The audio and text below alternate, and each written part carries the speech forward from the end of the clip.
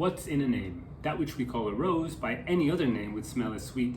And what about when there's no name at all? Here I have for you my list of favorite characters who are unnamed, the nameless champions of literature from my point of view, from what I've read. I'm going to start with a couple of honourable mentions, people who don't quite qualify for this list, but I'm mentioning them.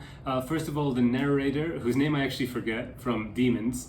And the reason I forget his name is because I think it's only mentioned once, maybe like twice in this massive tome. It begins with him saying he's going to chronicle the events which took place leading up to some sort of catastrophe in his village, his little town in Russia that he lives in.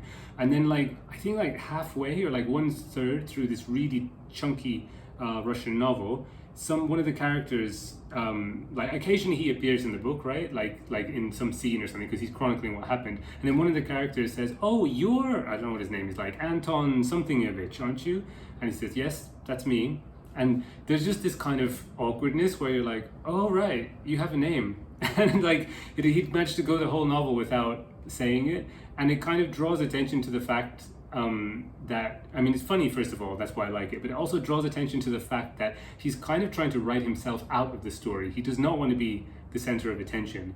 He wants to be nameless in this narrative, but Dostoevsky makes a choice of having someone name him just part of the way through. And it's just very charming, and it does remind us as well that he is an actual person, not some sort of omniscient being. He is one of the players in the thing. And I really like that use of naming and namelessness. Two more honorable mentions are the main character from John Foss's A Shining, about a guy who drives into the woods, gets out of his car and just starts walking in the snow, which is a bad idea when you come from, Northern Europe. And then there is the Time Traveler from The Time Machine by H.G. Wells, which is about a man who invented a trope which went on to kind of pollute science fiction and make a lot of really bad stories. But I mean, we got The Terminator and we got Bill and Ted's Excellent Adventure, so I can't totally, be negative about that. But anyway, the thing with A Shining that's so interesting is that the character himself, in both of these cases, the characters are kind of boring. Which is why they're not technically on this list. I'm putting them in the honorable mentions thing because I remember them very well. They're really memorable, kind of boring but memorable. In the case of John Foss's one, it's because the style is so interesting. His voice, the character's voice is like, I'm driving down a road, I turned left, then at the next fork, I turned right. And it's really short, really basic sentences which never get boring. Right when you think it should be boring, then he just divulges a little bit of information which makes you kind of a bit curious. And actually the character is quite boring. His personality is not interesting to me at all, but the style really makes him stand out. And then in The Time Machine, it's not the style and it's not the personality, that's for sure. It's just the story is really great about this traveler and kind of the worlds that he sees, and we see everything through his eyes. So he takes on this kind of mythic or iconic status, but he himself is not that interesting of a character. It's just that, I don't know, I really like that book, and him being an unnamed character is kind of connected to that. But I want to focus on the characters I love. I really love these characters. I want to meet them and hang out with them, right? So that's the honorable mentions done. And now let's move on to the actual favorite people. So, the first one isn't a person, it's a fish from This Is Not My Hat. The children's books are got probably loads of these. Maybe the most famous is The Very Hungry Caterpillar, who is a good character, I think, but he's not a patch on That Little Fish from Jon Klassen's This Is Not My Hat. The story begins with him wearing a hat and saying that, look, I stole this, but it looks better on me anyway, it's more suited to me, and I'm just going to escape and then there won't be consequences, so don't worry, it's going to be fine. And we kind of agree with this character on some level because the hat does look very good on him, especially when you see the fish that he stole it from. The hat is just way too small for that fish. It looks great on our main character. There's something about the playfulness and his self-assuredness, even though he clearly knows he did something bad and wrong, but he's going to do it anyway and he's going to get away with it. And there's lots of interesting gaps here with this character. One is internal, with his voice. He's, he knows he's done a bad thing, but he doesn't feel bad about it. That's kind of contradictory, right? So that makes him engaging for me. And then also there's the text, which is also his voice, and the pictures, because while he's talking about how he's going to escape to this wonderful green place where no one will ever find him ever again, we keep seeing in the pictures, because it's a picture book, the fish which he stole the hat from, kind of waking up, realizing his hat is gone, moving towards our protagonist, and there's just this great momentum, and the hubris of it. It's just really like exciting and fun and playful and pretty dark actually, but in a way like that I think most kids would love. I mean, I certainly do. Next we have one from a short story. Now short stories are an interesting one because I can think of so many examples from short stories that could be on this list. I think like the form means that it's more suited in a way to having nameless main characters, like in the first person, because in a short story, right, you really want to hone in on someone's mental state, whereas if you give them a name, you're also kind of locating them in a fictional world, which is a bit more novelistic, I think.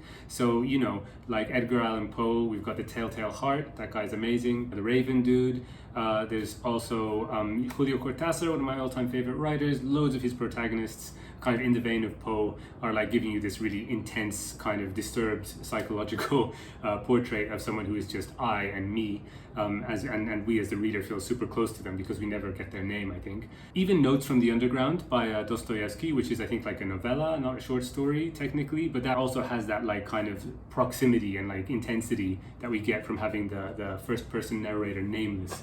The first line is "I am a sick man," and that is just like really powerful, I think. And I think it's like really telling if you compare it to another powerful first line, "Call me Ishmael." It's like the contrast is so great. And on the one hand, saying "I'm a sick man" sounds really vague, and "Call me Ishmael" is quite specific. But again, like saying Ishmael is like it's a person in a world, and we're about to go into a huge epic, Moby Dick, right?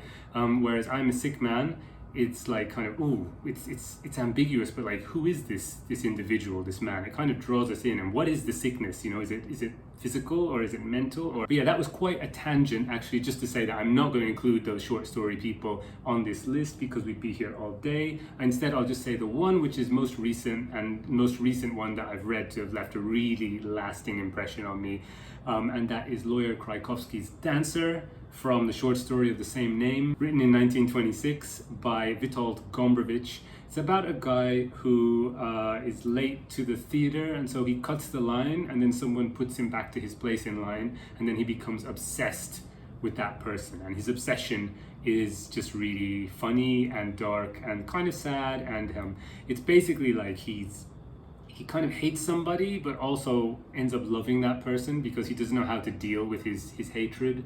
Or there's different ways to look at it. There's lots of different ways, but he's basically a stalker, and it's not okay, but it's very funny. Next up, we have the sister of Chief Zon, the orc, from volume 5 of the manga Dungeon Meshi, which I don't have with me, but I do have volume 7. So I'll just hold this so I have something to hold. Now, I haven't finished the series, and the writer, Ryoko, has a habit of bringing back really minor characters who you thought you'd never see again. So maybe she will actually be named by the end of it, but it doesn't feel like she's going to come back at the moment. She's the one character on this list who I wanted to have a name. When I read her first, I felt she kind of deserved to have a more concrete presence in the story, in that world, by being named. Maybe it's because of the style of Kui's writing, how she's so like meticulous and detailed and always like expanding the world and giving names to lots of things. The fact that this one character didn't get a name, she's just the sister of Chief Zon, like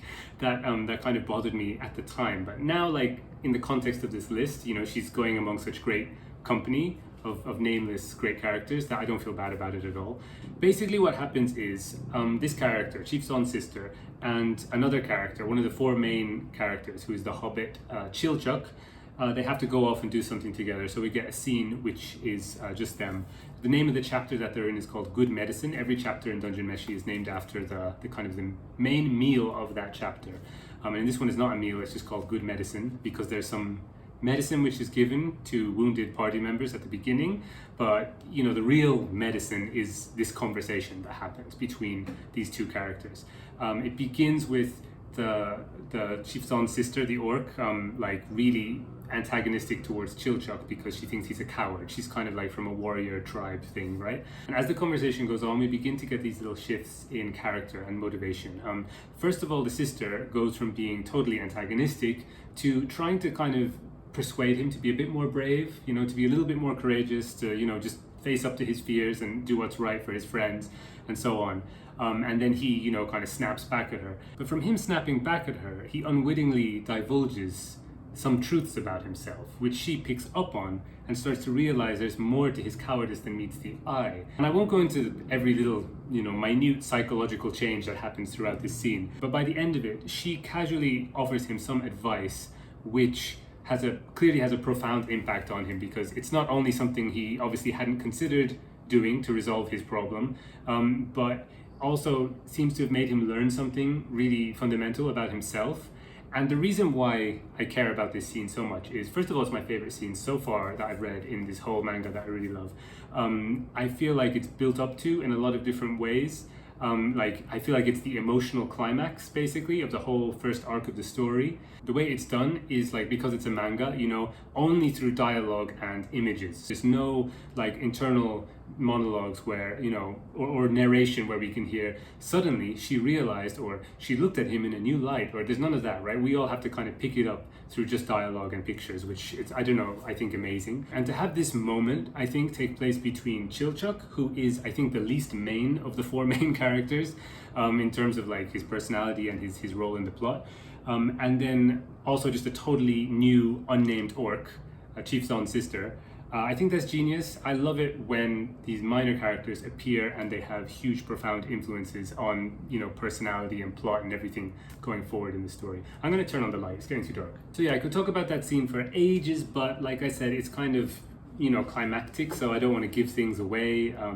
Anyway, let's move on. Actually, on that line of thought, I was just talking to someone the other day about characters who are not only nameless, but more than that, they're minor, really, not important in the grand scheme of things, but they appear and leave a huge impression on you as a reader. And those characters are ones that I really love, generally speaking. It's like the impact that they leave on you is disproportionate to their role in the story or in the plot.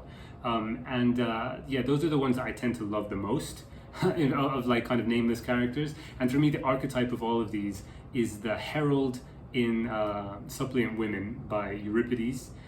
This herald just appears, I think, maybe in only one scene, only for a few pages, and to deliver a message from the Theban king Creon to the Athenian king Theseus. He turns up, says, "Who's the king here? I need to deliver a message to the king." And Theseus says something like, "I'm the king, but actually Athens is a democracy, so you could just talk to anyone here, because whatever you have to say to me, it's not just for me alone, it's for the people, because that's what a democracy is, And the herald,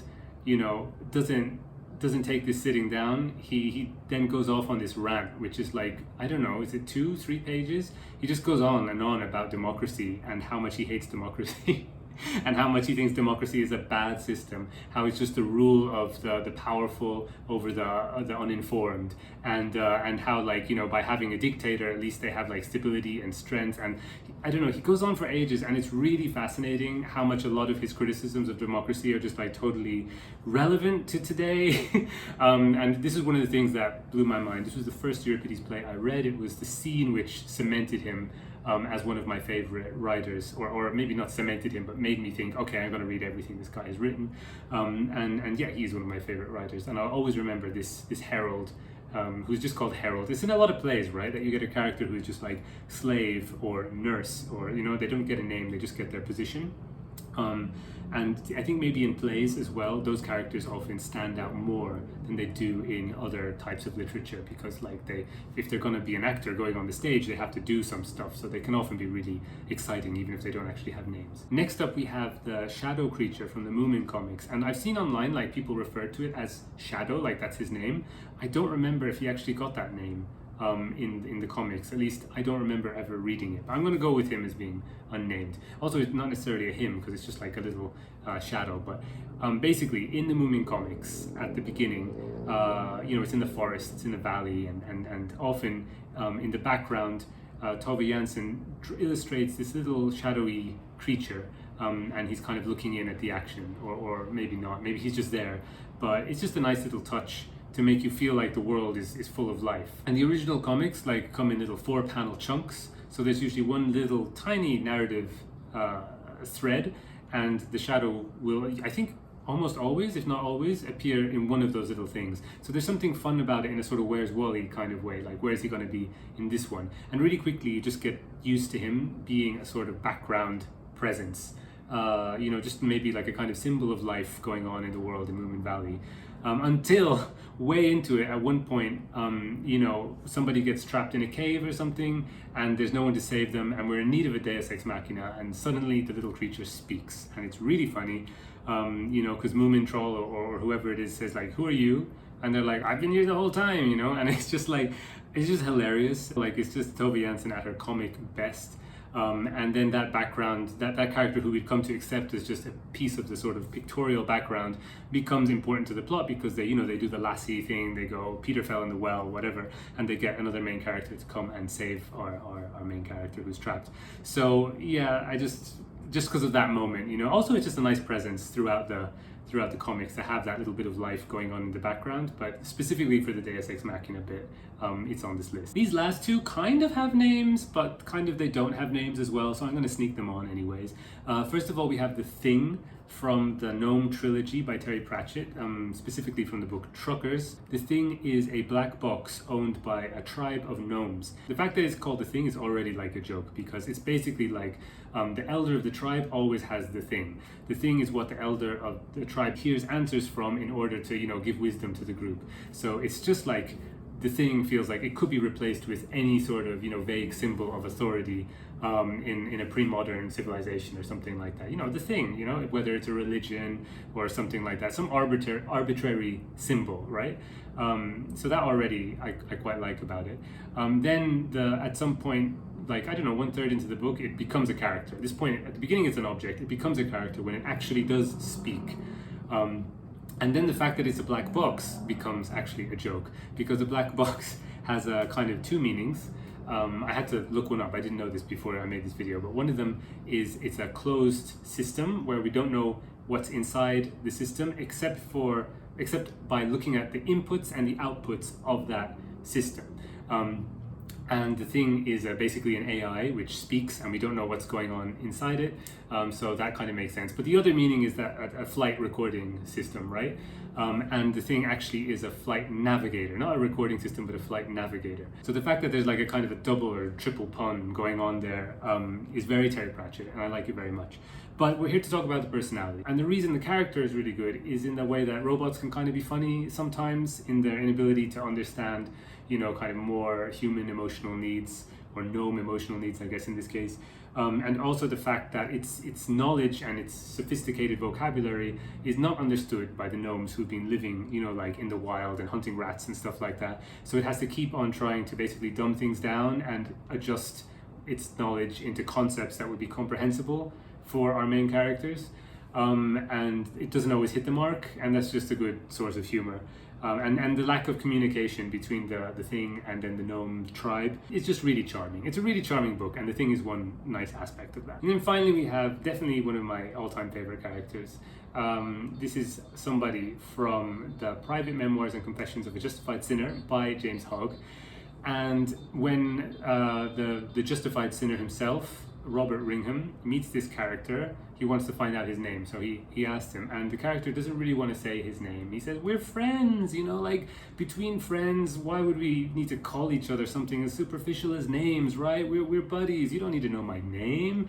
And it's all very suspicious and sinister. And eventually, they say, "Fine, you can call me Gil." And it's like, "What, just Gil?" And it's like, "Fine, you can call me Gil Martin if you need two names." And so then he's Gil Martin for the rest of the novel. Now, the name Gil Martin, I have an essay waiting for me on my computer to read, which somebody wrote all about the name Gil Martin and like how it's got so much nuance and like kind of clues and things going on with it that James Hogg, is very intentional. But I didn't know any of that. I didn't have all the context when I was reading the novel. The thing that stood out for me is the fact that in Robert's past, he's bullied, I think, in school. Was he bullied? I think he's bullied in school. And then he does a few things which basically end up having that bully thrown out of the school. He does a few terrible things, right? Or at least very morally questionable things to that boy. And that boy's name is McGill. So it's got, M apostrophe Gill. And I don't know how common, you know, McGill and Gilmartin are like as names in Scotland in that period of time, but like it just stuck in my brain. It sounded almost like this mysterious character, this kind of doppelganger for our main character, you know, took his name from a traumatic formative experience from that guy's past, which is just really creepy. Like, how would you know that? How would you know that about somebody? And that means that just the fact that he picked this name is going into the key thing in this book of like what is an internal source of evil, basically, and what is an external source. Like, what makes us do the bad things? Is it coming from inside? Is it coming from trauma? Is it coming from outside? Is it coming from the devil, who, you know, like Gilmartin seems to be at some points in the novel, and many points in the novel, leading to another interesting thing with names, because at one point in the novel, when he's talking about, he's actually kind of like a prince, and he has, you know, a large kingdom with many followers and so on. That leads our main character, Robert, to suddenly realize this guy must be the Tsar of Russia. And the Tsar of Russia, apparently, it's in the footnotes, like that at that time in history, he did go to England and was in disguise, and this was known, that he was in disguise in England, right? So it would actually, it's not so outlandish that our main character might come to that conclusion, but it is pretty outlandish, and it's very comical. It's very like Nikolai Gogol. So he keeps thinking his friend is actually the Tsar of Russia, in disguise. So he knows as well that Gilmartin must be a fake name. It's never in doubt. We just call him Gilmartin because we can't know his real name. But the mystery of his real name is one of the great driving things in that novel. I'm not going to talk any more about it because I want to do maybe a video on villains at some point, and he is going to feature heavily. So yeah, I feel like I've probably missed out quite a lot of really good ones. The one that I'm most looking forward to is maybe the most famous, which is the narrator from Rebecca. The fact that she doesn't have a name, I think is really important to that story. I mean, I love the movie, the Alfred Hitchcock one, not the Netflix disaster. But, you know, the fact that there's this woman and she marries a husband and like then seems to become dominated by his ex-wife who's dead, and that name Rebecca, it's everywhere in her life. The fact that we never find out her name just it makes it really that much more oppressive. So for me, that's probably the quintessential example, but I haven't read the book yet, so I can't give a proper opinion, but that'll happen. I got to read some Daphne du Maurier. Anyway, let me know, who is your favorite unnamed character, or one of your favorite characters who is nameless, or if you can think of any great example of this in literature, then please put it down in the comments, because I don't know, it's just kind of an interesting thing that I was thinking about, and there is something about it. There's something about not giving a character a name, but giving them a really important role or something really impactful in the narrative, which is just I don't know. It scratches a certain itch. It ticks a certain box. It makes me like the book a lot more. Thanks very much for watching, and I'll catch you in the next video. Bye.